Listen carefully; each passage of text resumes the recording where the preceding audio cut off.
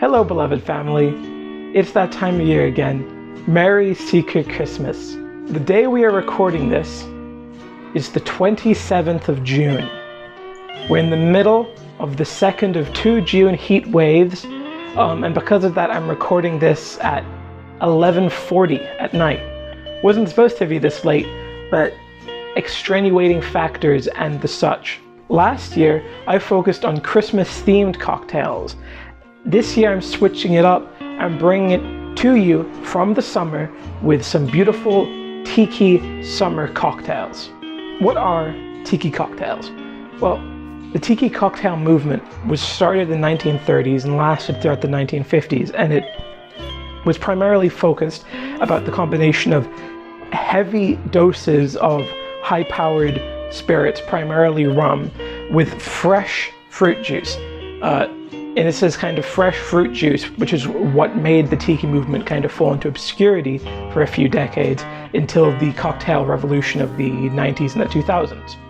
Today I'm going to bring you three cocktails, because last year I did 5 and that was a way too long a video, so hopefully I'll get shorter this year. But the ingredients lists for tiki cocktails are notoriously long, especially our first one, so let's get right into it. The zombie was first invented in 1934 by Don Beach, also known as Don the Beachcomber. He is the man who pioneered the entire tiki cocktail movement. He ran a series of very successful bars before the war and after the war. Don was very protective of his cocktail recipes. Most of these recipes were considered lost for decades until the work of one man, Matthew Berry, also known as Matt Beachbum Berry, did some extensive research and digging to bring us closer, at least, to the understanding of what Don's original recipes were. Don's drinks are infamous for the number of ingredients. Just here we have 1, 2, 3, 4, 5, 6, 7, 8, 9, 10 ingredients in one cocktail, which is a bit excessive. So we're just gonna hop right into it. We start our Boston shaker, trusty old Boston shaker. And with all our cocktails, we're gonna start juice first. So we'll start with our lime juice. We're gonna need 3/4 ounce. Beautiful. Just juiced all this. It's very fragrant. 3/4 ounce freshly squeezed lime juice. And now 1/2 ounce of freshly squeezed white grapefruit juice. Next, we're gonna need a dash of bitters d'Angostura, also known as Angostura bitters, aromatic bitters. Just 1 clean dash there. I'm gonna give it a lot of spice and depth of flavor. Now we'll move into syrup. This cocktail has 3 different syrups in it. First, cinnamon syrup. It's a little bit of an old bottle, so it's a little bit crystallized, but that will happen to your syrups. It's probably a good thing. I have no basis for that, but I'm just gonna say it's a good thing. Next, velvet falernum. Now, velvet falernum is a syrup. It's an alcoholic syrup, actually. The alcohol is used to make it last longer. It's a syrup primarily used in tiki cocktails that doesn't really have a describable flavor profile. It's very much grassy, lime peel sweet. It's very herbal. It's a very herbal liqueur. Liqueur syrup can be kind of used interchangeably here. And then last, for a final fruity kick, some grenadine. This will also give the zombie its color. I go a bit heavier with the grenadine. You're only supposed to put a little bit of a splash in for color, but I like my zombie quite aggressively red. So I'm gonna move that up to a full fat 1/4 ounce. I don't think I'll make it that red, but it's pretty potent stuff, so we will see. And last but not least, the rum content. The rum content. The rum content. Why did I say that 3 times? Well, because the zombie is well known for 2 reasons. One, which I should have mentioned before now, is it was the first ever tiki cocktail. It's the cocktail that started the entire tiki movement. And you might be thinking, why zombie? That feels like it's spooky horror Halloween themed when it has nothing to do with that at all. The origin story of the zombie is Don was working in his Hollywood bar in 1933 and a customer came in. Now there's two variations of the story. Either this customer had a boring work meeting, which was going to take him all day, and he just wanted to get through of it because he was very hungover. The other story is he was going to go on a long distance flight and he needed to be absolutely out of it the entire time. And he came to Don and he was like, "Don, give me your best shot." So Don did, and then a few days later this customer came back and he was mad at Don. He said, "What did you give me? I was a zombie for days." Hence the name zombie. It's nothing to do with the undead. It's due to the fact that this cocktail is so high alcohol, you will be a zombie after drinking it. In fact, Don Beach had a limit of this cocktail, 2 per customer in all of his bars. It's not very often you'll see a bar have a hard cut limit on cocktails. That's just how powerful the zombie is. Now I'm going to go a bit lighter because I have 2 more cocktails to make after this and it is almost midnight. So I'm going to reduce the rum content by almost an entire ounce, which is, you know, significant. But honestly, most modern zombies are... I spilled some. You probably can tell with my new high def camera, 4K. You just watched me spill rum in 4K. It's gorgeous rum though. So in the spirit of Don Beach, even though I spilled only a tiny bit, I'm gonna add a whole 1/4 ounce to make up for that. Because that's what Don would do. That was a Jamaican rum I just put in a fat ounce of. This is a... I don't know what kind of rum this classes as. It's a Navy rum, so it's probably Ghanaian. Probably a Ghanaian rum, maybe Bajan, but it works. It has a nice funk, but it's not too overpowering. Now for the overpowering. This is my mighty bottle of Wray & Nephew. This stuff is very, very useful to me. It's not very tasty. It's 63% alcohol. This is my only overproof rum. I'll use it. This is also Jamaican. It's also flammable, going with a fat 1/2 ounce there. So this is going to be very alcoholic. Okay, I've basically created death in cocktail form. I don't know why I chose to start with this one. Probably because it was indeed the first cocktail in the whole tiki range. It was Don's first mega successful cocktail of his own, and he made many, many cocktails after this. But it's kind of impossible to tell the story with tiki without talking about the zombie, because it embodies everything about tiki. A lot of ingredients, fresh fruit juice, and a lot of rum. Those are kind of the fundamental things. So, gonna get the big tin. We're gonna fill it up with ice. That's a concerningly soft sounding ice. We have a new ice machine because our fridge freezer is dead. Probably the worst time for me to film this, but you gotta take your opportunities when you got them. And we have our tins closed, and we're gonna whip shake until probably all the ice is dissolved, and then we're gonna cut and we're gonna serve it. So, as the clock strikes midnight, we're going to take our freshly shaken beverage and we're going to dump it without straining into this hurricane glass. We got some ice out, some nice cold ice. We filled up the rest of the drink. Now we're going to make sure our straw's in there. This drink's going to have a very simple garnish, some fresh cocktail cherries. I'm just going to take 2 cherries on a long pick. I'm going to put it all the way down. A nice sprig of mint. We make a nice little bouquet of that. There you have it, ladies and gentlemen. Cocktail number 1 of the evening, Zombie. Beautiful, beautiful, beautiful drink. Let's give it a taste. I kind of oversold that. It's not that bad. It's harder to explain the taste of a tiki drink versus a Christmas drink. Rum, obviously, you get a really strong funk from that Wray & Nephew. It's the first thing you kind of taste. It's an obscene amount of vegetal notes. That's the first thing you really get. It is not sour at all from the lime. It's perfectly balanced. And it is terrifyingly easy to drink. I don't think this is going to take me long to drink at all. Fruit. Like a fruit punch, but with like a spicy funk at the beginning. Vegetable fruit punch, very herbal. It is lovely. It is a lovely cocktail and something that is, again, very drinkable. This, my family, on the Jam the Gem scope rating system, out of 10. For the zombie, just so there's room for improvement, I'm going to go with the 7.8 because I know the cocktails coming up are ones I hold in even higher regard than this one. But that is a solid 7.8. It, in my mind, respectfully, is the only thing you can drink when you really, really, really want to get hammered. Don't know why you'd want to do that. Drinking in excess is bad.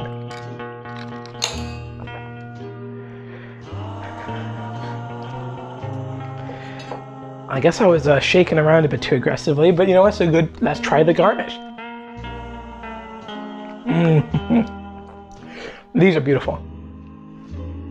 I'm only using them for this cocktail. That's how good they are. I put a whole jar. I'll eat them all now on camera, but I won't. There's too much rum in this. Next, we'll do the Jungle Bird. Welcome back, beloved family. I have seen the zombie off. He is long gone. He is a former friend of mine. And now we can continue our cocktail journey together. We're going to start this Jungle Bird with half an ounce of lime juice. It's the least sour, well, at least lime based of all the cocktails we're making here today. Jungle Bird. We're making the Jungle Bird, if I haven't already mentioned that. The Jungle Bird. Why is it called the Jungle Bird? Well, you'll see why it's called the Jungle Bird. The Jungle Bird was created in the 1970s, a bit post-tiki, but it's a very famous tiki drink nonetheless. At the Aviary Bar, hence the name, I guess, there are 4 ounces of pineapple juice. Some people might say it's 2. I say it's 4. I think it needs the extra sweetness, and I think it needs extra body too. The glass it's going in is quite large. Fun fact about this pineapple juice. 2 hours ago, this was sitting on a shelf in Tesco's, and it's currently half midnight. We're just going to put in a half ounce of simple syrup. We add what makes the Jungle Bird special. This is Campari, orange, Italian, and delicious if done correctly. Because that's a beautiful flavor profile. But it's very, very, very bitter because, again, it's almost medicinal in how bitter it is. Cut here.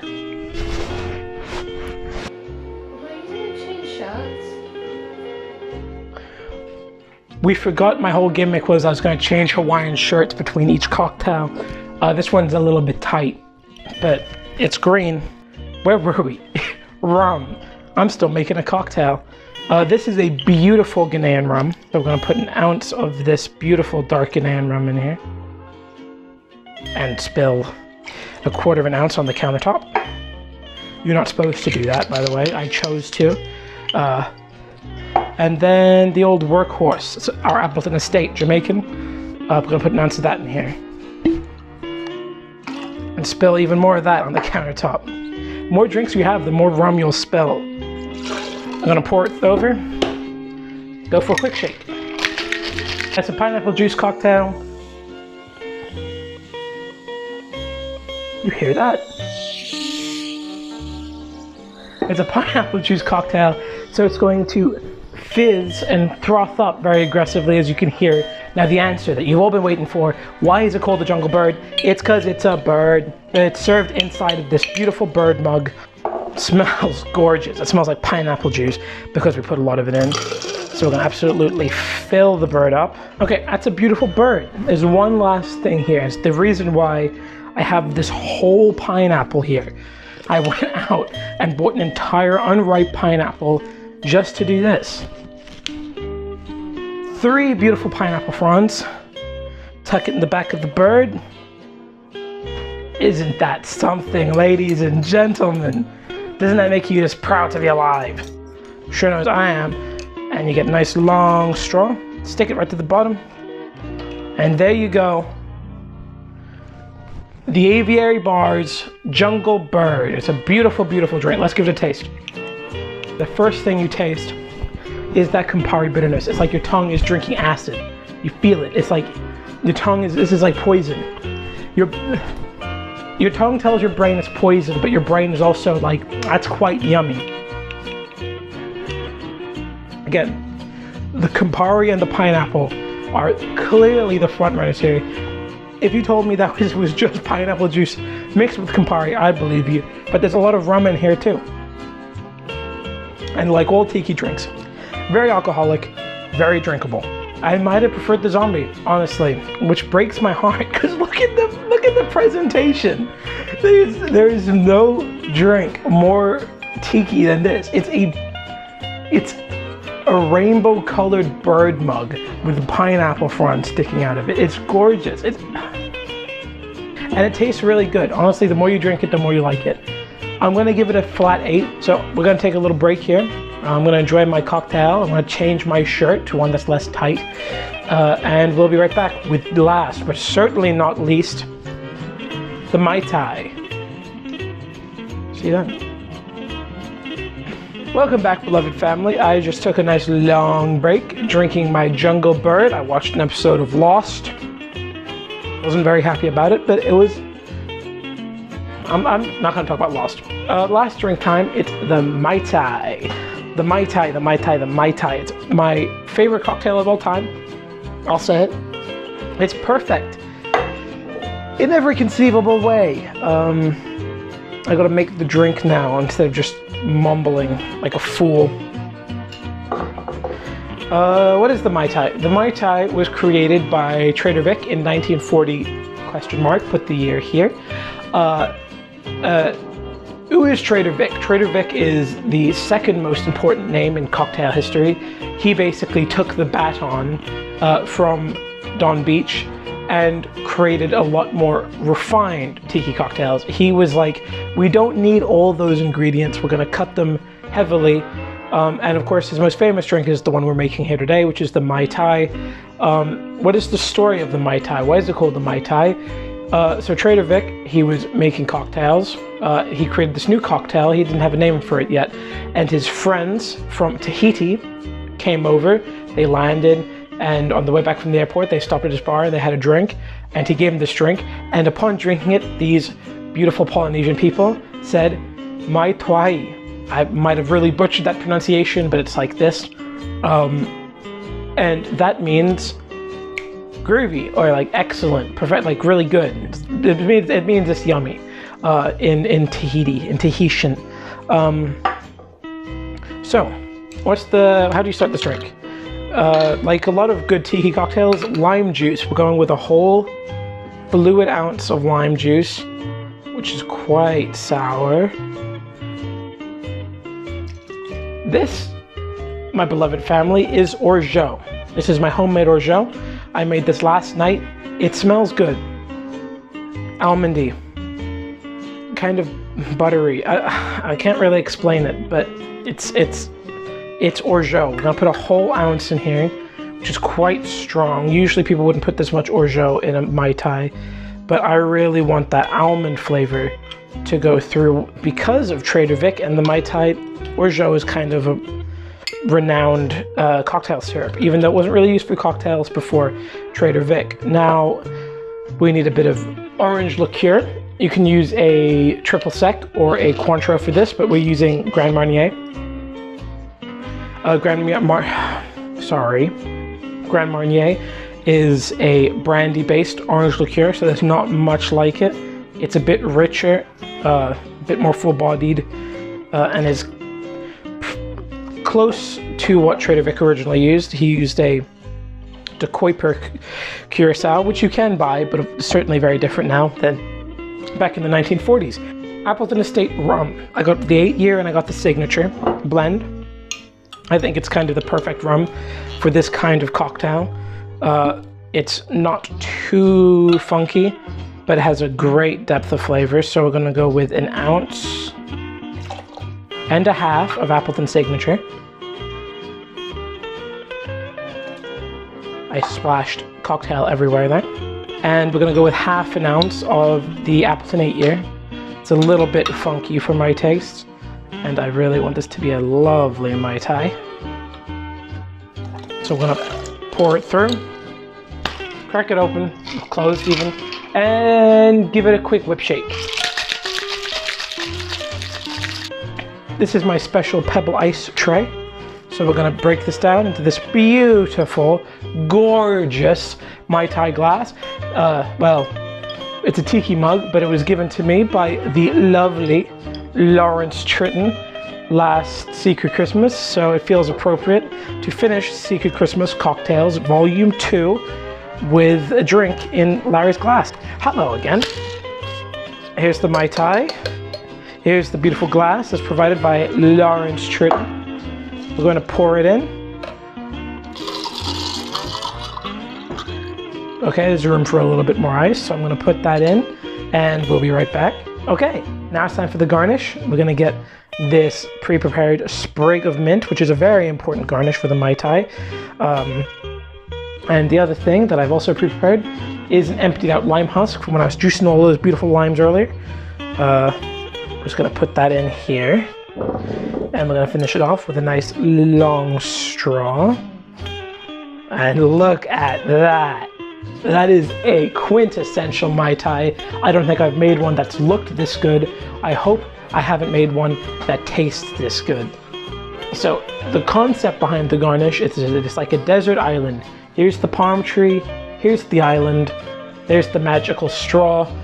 Let's give this beautiful cocktail a taste.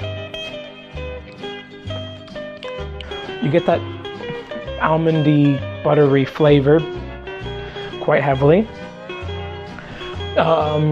It's delicious. I mean, it's a Mai Tai. It's the perfect balance of really bright, refreshing lime and that kind of toasty, dark rum with that sweet almond. Really, the orange gets kind of lost, but it's gorgeous. It is such a refreshing cocktail. I wish it was not 2 a.m., which it currently is.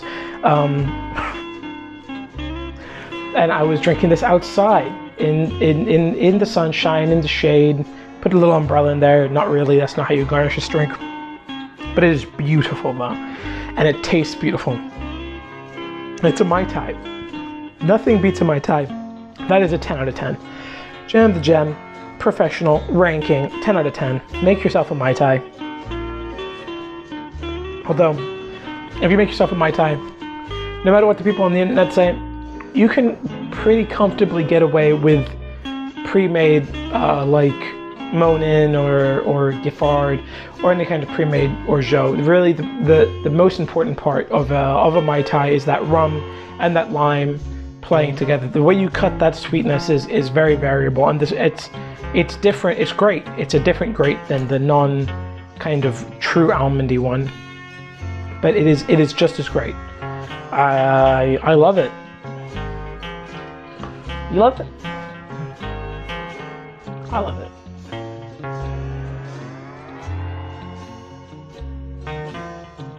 Have yourself a merry little Christmas.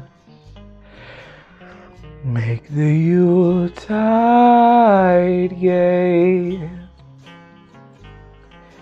Next year, your troubles will be miles away.